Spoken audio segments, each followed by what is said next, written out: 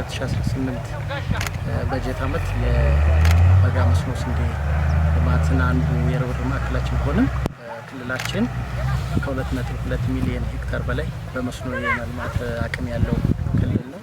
እስካሁን እያለማን ያለነው በነባር ግን 331 ሺህ ሄክታር የሚሆነውን ብቻ ነው። ይሄ ሲባል ካለው ፖቴንሻል አንፃር በክልላችን ሰፊ ጸጋዎች ያሉ ግን ያለውን ውሃ፣ መሬት፣ ጉልበት፣ እውቀት እነዚህ ሁሉ አጣጥሞ በመስራት ደረጃ ላይ ገና ሰፊ ስራ ይቀራል ይታወቃል። ከዚህ አኳያ በዚህ ዓመት በአዲስ መስኖ 198 ሺህ ሄክታር የተለያዩ የማልሚያ አማራጮችን ተጠቅመን እናለማለን ብለን ትልቅ ግብ አስቀምጠናል። ስለዚህ እንደ ክልል ከነበርንበት 331 ሺህ ሄክታር መሬት ወደ 500 ሺህ ሄክታር ለማድረስ እቅዳችንን ከፍ ለማድረግ ይህንን ይዘን እየሰራን ነው። ከዚህ ጋር ተያይዞ እንግዲህ አንዱ ከተረጅነት ወደ ምርታማነት የሚለውንም ግብ ለማሳካት በተለይም ደግሞ ዳቦ ላይ ሆነን ተረጂ የሆንበት ይህን ታሪክ የምንዘጋበት ምዕራፍ መሆን መቻል አለበት።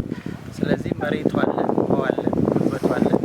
እነዚህን አቅሞች አጣጥመን ለመጠቀም ደግሞ በዋናነት አንዱ ክልላችን ላይ ያለው ጸጋ በመስኖ ማልማት ነው።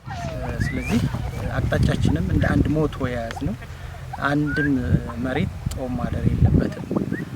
ይህን ስንል ደግሞ ያሉትን አቅሞች፣ ጸጋዎች በአግባቡ የመለየት እና እነዚህን አማራጮች ጊዜ ሳናባክን ጉልበታችንን ሳናባክን ሁሉም በአካባቢው ላይ ያሉ ጸጋዎችን አይቶ ይህን የማልማት ስራ እንዲሰራ ግብ አስቀምጠናል።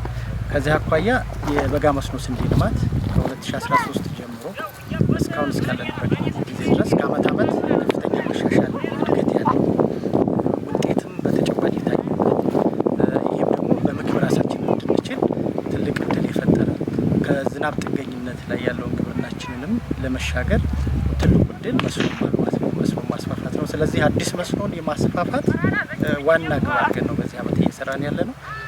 በዚህም የበጋ መስኖ ስንዴ በባለፈው ዓመት 208 ሺህ ሄክታር ነበር። አሁን ወደ 350 ሺህ ሄክታር ለማድረስ